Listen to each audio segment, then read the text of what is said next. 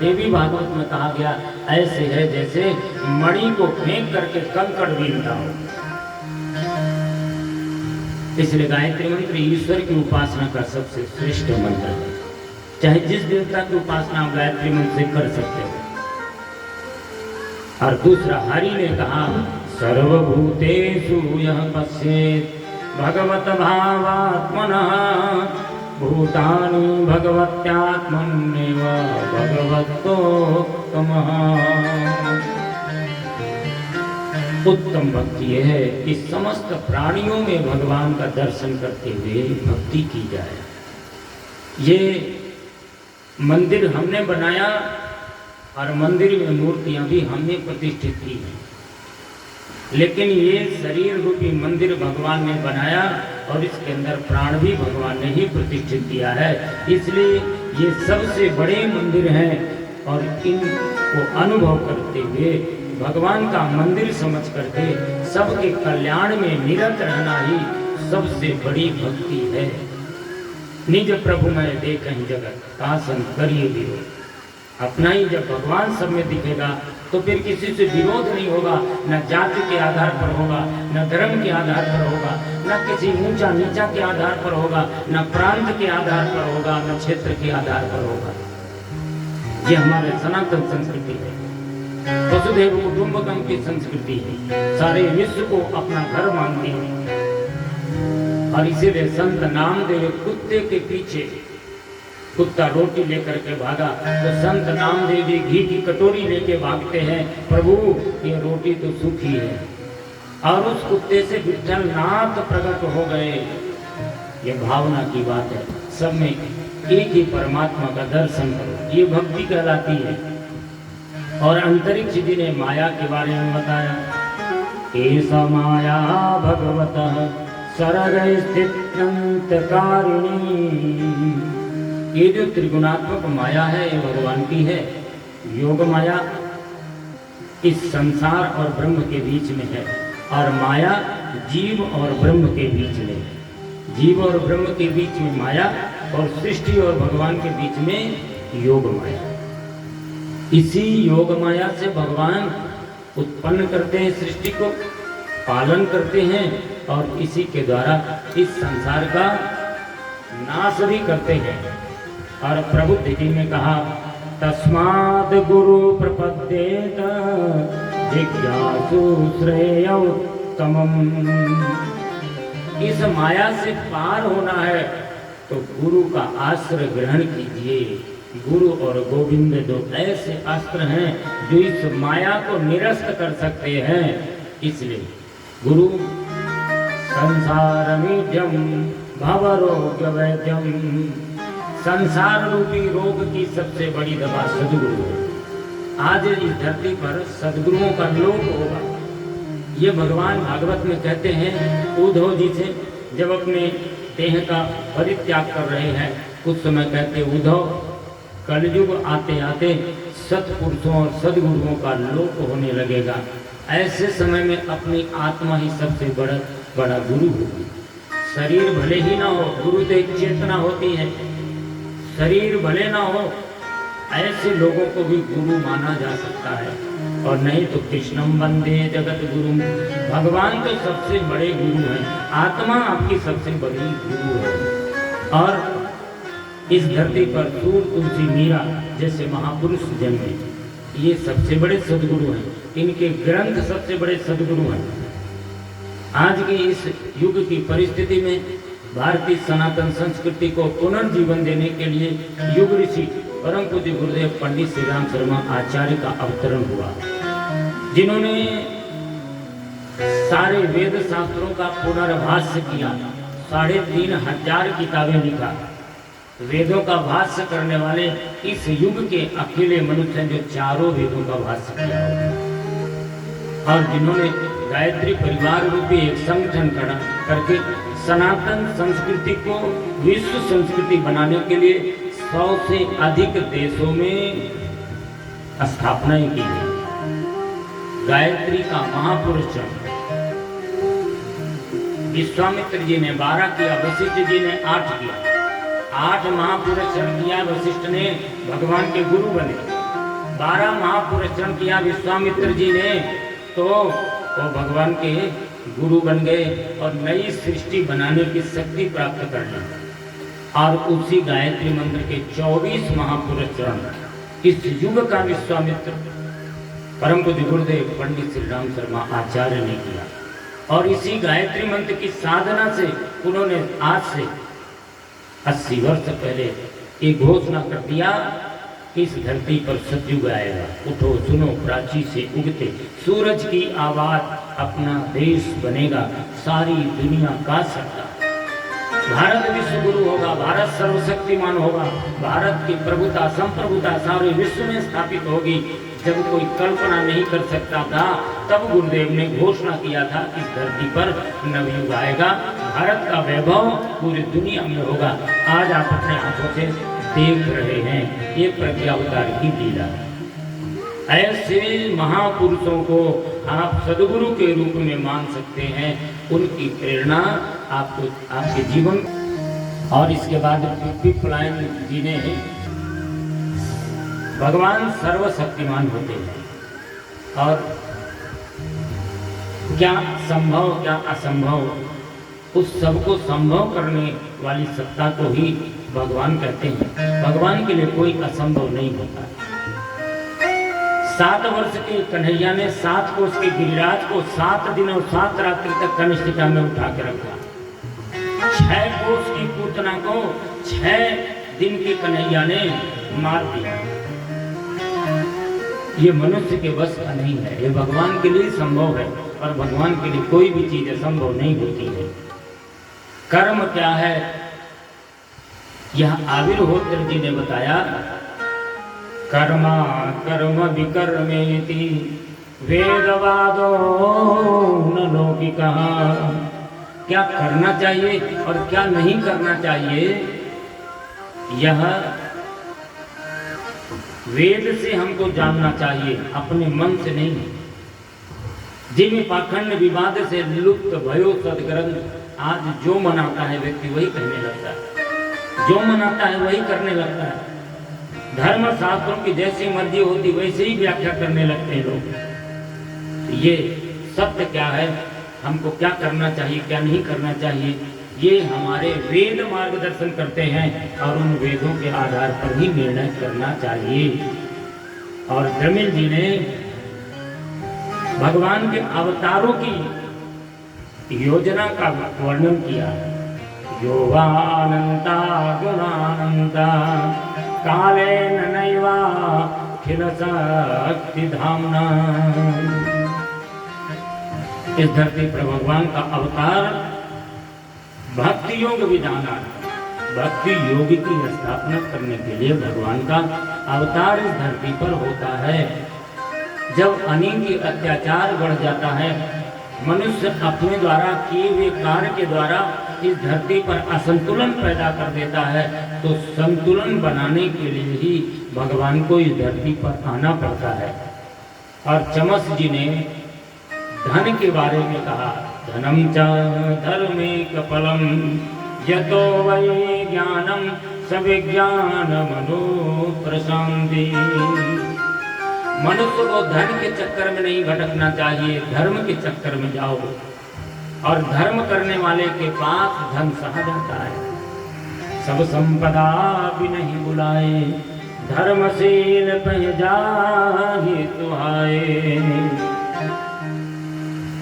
आज इस परिवार में मैं 25 से 30 साल पहले भी संजोग से कथा करने का संजोग मुझे मिला था। तब और अब में अपने आंखों से हमने देखा, धर्मात्मा परिवार होते हुए आज किसी चीज की कमी है क्या? सब कुछ है, सब नौकर चाकर जो भी होना चाहिए है। धर्म के मार्ग पर चलने वाले के पास संपदा सहा जाती है। जिन सागर सरिता नहीं ताहि कामना नहीं। जैसे सारी नदियां सहज रूप से समुद्र में जाना चाहती हैं, वैसे ही संपदा भी धर्मशील के पास जाना चाहती है, उसकी कामना ना होने पर भी। इसलिए धर्म के चक्कर में आप जाइए, धन के चक्कर में अपने जीवन को खराब मत कीजिए। धन जितना जरूरत है सहज प्राप्त होता रहेगा। और अंतिम कर भाजन जी ने पूजा का विधान बताया कि पूजा व्यक्ति को कैसे करनी चाहिए। देवर्षि भूता कन्याम पितृणाम न किंकरो नाय मृडिम चराजन सर्वात्मनाय शरणं शरण्यं गतो मुकुंदम परिदेत कर्तुम। वैसे तो हर व्यक्ति को संसार में जो जन्मा है वो कई प्रकार के ऋण लेके जन्मा है। उसके साथ देव ऋण है।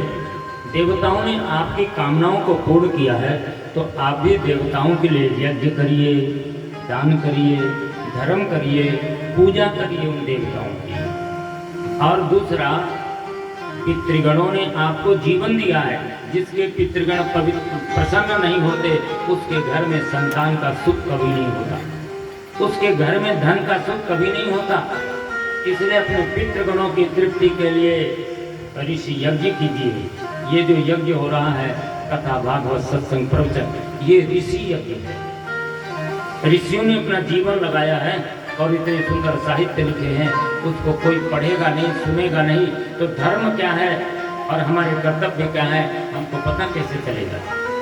इसलिए इन यज्ञ आयोजनों को, ज्ञान यज्ञों को कथा भागवतों के माध्यम से अपने ही पितृगणों को पितृ तर्पण के माध्यम से उनको तृप्त कीजिए। और इसके बाद हमारे बहुत सारे कर्तव्य हैं। नित्य हमको बलिवैश्व यज्ञ करना चाहिए। हमारे घर में जो भोजन बनता है उसकी 5 आहुतियाँ घी मिला करके बिना नमक के 5 आहुति यज्ञ भगवान को आहुति दीजिए तो वो भोजन प्रसाद बन जाएगा। बच्चे खाएंगे भगवान का प्रसाद तो उनके बुद्धियाँ शुद्ध बनेंगी, सतोगुणी बनेंगी, राक्षसत्व असुरत्व नहीं आएगा और घर का वातावरण पवित्र हो जाएगा। घर में जितने हानिकारक कीट पतंग हैं वो सब चले जाएंगे दूर और सारे सृष्टि में वो धुआं जाएगा। तो आपने जो गंदगी समाज में फैला रहे अपने शरीर के माध्यम से उसको आप परिमार्जित करने के लिए कुछ तो अच्छा काम कीजिए। आप प्रकृति से जितना लेते हैं उतना देने का अभ्यास कीजिए तो उसका साधन यज्ञ ही है। और 5 आहुतियाँ नित्य यज्ञ की देना चाहिए, ये हर गृहस्थी का कर्तव्य है। और अंत में उन्होंने कहा यदि ये कुछ नहीं कर पाते, कई लोगों की परिस्थितियां ऐसी होती है कि ये सब नहीं कर पाते, करना चाहिए हर गृहस्थी को, पर यदि नहीं कर पाते तो उन्होंने कहा कि फिर खूब भगवान का भजन करो, इतने भगवान के नाम जपो कि इस जप से आपके पितृगण भी उद्धार हो जाए, आपके कुल का भी उद्धार हो जाए, धर्म संस्कृति और समाज का भी उद्धार हो जाए। इतना भगवान का नाम लेकर अपने जीवन को पवित्र बना लो, देवोपम बना लो। यह उपदेश नारद जी ने इन 9 योगीश्वरों का सुनाया वसुदेव जी को। वसुदेव जी को ज्ञान हो गया तो भगवान श्री कृष्णचंद्र ने सुनाया। अपने देह का परित्याग करते हुए उन्होंने गुरु महिमा ही सुनाई है कि हमारा ये ग्रंथ ही वास्तव में गुरु की भूमिका निभाएगा। हमारे न रहने के बाद जो ज्ञान है ये श्रीमद् भागवत के रूप में हम इसके अंदर प्रतिष्ठित हो रहे हैं। ये हमारी वांग्मय प्रतिमूर्ति होगी। यही ज्ञान गुरु ज्ञान का काम करेगा। जैसे गुरु ग्रंथ साहिब सिखों का ग्रंथ है, उसी को वो गुरु मानते हैं, वैसे ही हम भी अपने भारतीय संस्कृति में सबसे बड़ा गुरु श्रीमद् भागवत को मानते हैं। और इसीलिए भागवत सुनाने वालों को कई बार लोग गुरु बना लेते हैं। जरूरी नहीं कि वो गुरु तत्व उनके अंदर विद्यमान हो, पर इस भागवत की मर्यादा के लोग मानते हैं। पर वास्तव में सच्चे अर्थों में तो गुरु परम पूज्य गुरुदेव पंडित श्री राम शर्मा आचार्य जैसे व्यक्तियों को, जिनकी चेतना आज भी विद्यमान है, उनको अपना गुरु बनाइए। सुपात्र व्यक्ति नहीं मिलता तो ऐसे व्यक्तियों को अपना सदगुरु बनाइए। आइए, जो भगवान ने सदगुरु की महिमा उद्धव जी को समझा रहे हैं 24 गुरुओं के माध्यम से। दत्तात्रेय जी जो अनसुईया जी के बेटे हैं, महाराज यदु के दरबार में एक बार पहुंच गए और महाराज यदु ने देखा कि ऐसा आनंदमय स्वरूप, आनंद की अवस्था में तो हम राजा महाराजा भी नहीं रहते, और ये नंग धड़ंग अवधूत रहने वाले इतने चेहरे में प्रसन्नता तेजस्व दिखाई पड़ रहा है, इसका कारण क्या है? तो उन्होंने कहा कि मैंने 24 गुरु बनाए हैं। सारे तीर्थ धाम आपके चरणों, हे गुरुदेव प्रणाम आपके चरणों में। सारे तीर्थ धाम आपके चरणों में, चरणों में, आपके चरणों में।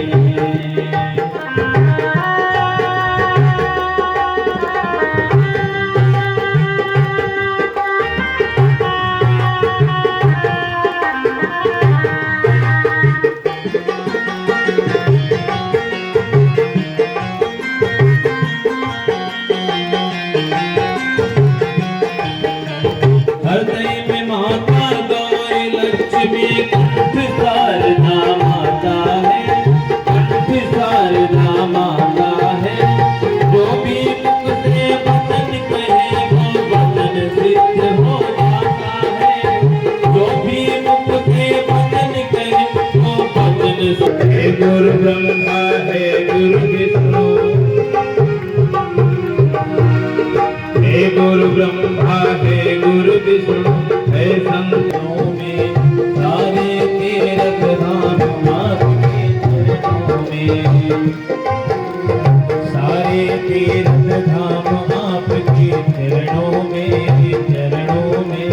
हे गुरुदेव प्रणाम आपके चरणों में।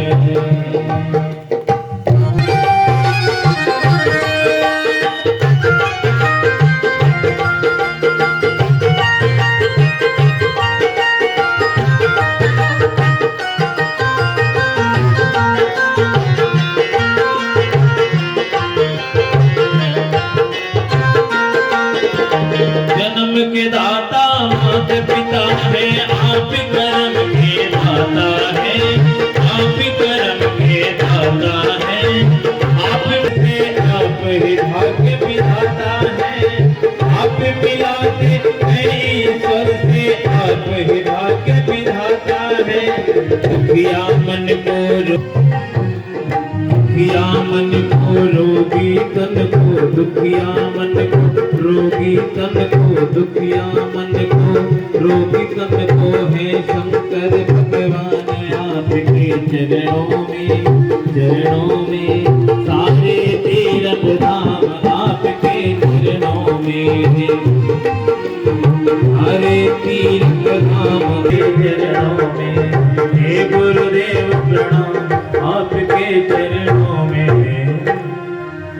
संत में गुरु गो राजन बहवो बुद्धि उपाश्रितम्, पृथ्वी वायुराकाश मापो अग्नि चंद्रमा रवि, कपोतो अजगर सिंधु पतंगो मधुकृत गजः। ऐसे 24 गुरुओं को बताया महाराज यदु को दत्तात्रेय जी ने कि हमने 24 गुरु बनाए हैं, और जहां से जो शिक्षा मिलेगी आपको वहीं का गुरु बनाना होगा। किसी को गणित पढ़ना है और वो किसी रसायन शास्त्री को अपना गुरु बनाएगा तो कैसे पढ़ पाएगा? जिस प्रकार की विद्या आपको प्राप्त करनी है आपको ऐसे गुरु की शरण में जाना होगा। दत्तात्रेय जी कहते हैं कि हमने 24 गुरु बनाए, और उसमें से सबसे पहले हमने पृथ्वी को अपना गुरु बनाया। पृथ्वी में कितना बड़ा धैर्य होता है कि पृथ्वी के ऊपर अच्छा बुरा सब कुछ कर्म व्यक्ति करता है, लेकिन ये धरती कभी किसी के लिए फट नहीं जाती, पापी के लिए और पुण्यात्मा के लिए कोई बड़ा उपहार लेकर प्रकट नहीं हो जाती, सबको एक जैसा सहती है। धैर्य की शिक्षा हमने धरती से लिया है, और धैर्य नहीं होगा तो धर्म के मार्ग पर आप बढ़ नहीं सकते। और वायु की निर्लिप्तता, वायु चलती है, अच्छी सुगंध को भी दूसरे जगह पहुंचा देती है और वायु दुर्गंध को भी आगे पहुंचा देती है, पर इसके बाद वो मुक्त हो जाती है, न सुगंध धारण करती न दुर्गंध। ऐसे व्यक्ति को निर्लिप्त जीवन जीना चाहिए। समाज में अच्छे और बुरे दोनों हैं। चंदन विष व्यापत नहीं, लिपते रात बुरंग। सर्प का विष कभी चंदन ग्रहण नहीं करता। ऐसी निर्लिप्तता हमने वायु से प्राप्त की। और आकाश जैसी महानता, आकाश सभी को छाया देता है, सबका रक्षण करता है। ऐसी महानता हमारे जीवन में होनी चाहिए। वसुदेव कुटुंबकम, संसार के हर प्राणियों के लिए समान दृष्टि से जो परोपकारी होता है, ऐसी हमने आकाश से शिक्षा प्राप्त की। चंद्रमा से हमने शिक्षा प्राप्त की। 15 दिन तक चंद्रमा की कलाएं बढ़ती हैं और 15 दिन तक चंद्रमा की कलाएं घटती हैं, लेकिन चंद्रमा उससे अप्रभावित रहता है। हमारे जीवन में भी सुख और दुख आता है, बुढ़ापा और जवानी आती है, पर इससे हमारी आत्मा अप्रभावित रहती है। सदा हमको भी सुख दुख हर परिस्थितियों में एक समान बने रहने का प्रयत्न करना चाहिए। हमने एक अजगर को अपना गुरु बनाया। अजगर, अज माने बकरा, जिसको कभी कभी बकरा मुंह में उसके चला जाता हो और कभी कभी हवा पी के रहना पड़ता हो। हमारे जीवन में भी जो भी परिस्थिति सुख और दुख की आए, उसमें हमको एक सम बने रहना चाहिए। यह हमने अजगर से शिक्षा प्राप्त किया। ऐसे हमने एक पिंगला नाम की वेश्या से शिक्षा प्राप्त किया। वो किसी धनवान पुरुष की आकांक्षा में 3 रात्रि तक जगती रहती है, लेकिन जब कोई नहीं आया तो उसको लगा कि इतना यदि मैंने प्रेम भगवान से किया होता तो मेरा जीवन धन्य हो जाता। मैंने धन से प्रेम किया। उसने आशा ही परमम दुखम, नैराशा ही परमम सुखम। किसी से आशा लगाना ही दुख का कारण बनता है और निराशा हमारे जीवन में हो जाए, यही सबसे बड़ा सुख होता है। तो संसार के सुखों से अपने मन को निराश कीजिए। ऐसी शिक्षा हमने उस पिंगला वेश्या से प्राप्त किया। और सर्प कभी घर नहीं बनाता, अपना दूसरे के घर में ही रहता है। सर्प से हमने शिक्षा प्राप्त किया कि सन्यासी को, वीतरागी को कभी अपना घर बनाना जरूरी नहीं है। वो तो जहाँ चलता है चलता फिरता रहना चाहिए। सन्यासियों के लिए उन्होंने शिक्षा दिया है। ऐसे 24 गुरुओं की 24 शिक्षाओं के द्वारा उद्धव जी को बताया कि जहाँ से जो दिव्य गुण मिलता हो, आप वहाँ से प्राप्त कीजिए। आपको उस विद्या का वो गुरु हो गया। अब गायत्री मंत्र की विद्या आपको चाहिए तो गायत्री महाविद्या के प्रवर्तक, गायत्री महाविद्या के सूक्ष्म अंतर प्रत्यांतर को जानने वाले युग के विश्वामित्र परम पूज्य गुरुदेव पंडित श्री राम शर्मा आचार्य के ही साहित्य पढ़ने होंगे और उन्हीं की दीक्षा लेनी होगी, तो आपकी गायत्री साधना सिद्ध हो जाएगी। गायत्री पारस है, कल्पवृक्ष है, कामधेनु है। नास्ति गंगा समम तीर्था न देव के साथ परा। गायत्र्यास्तु परम जातम न भूतम न भविष्यति। तो गायत्री विद्या को जान करके आप अपने जीवन को धन्य बना सकते हैं। और युग की अधिष्ठात्री शक्ति गायत्री है। कल की अवतार के बारे में उन्होंने समझाया कि जैसे सभी अवतार भगवान के हुए हैं, वैसे 24वां अवतार भगवान कल्कि का अवतार होगा। और वो कैसा होगा? यथा सूर्य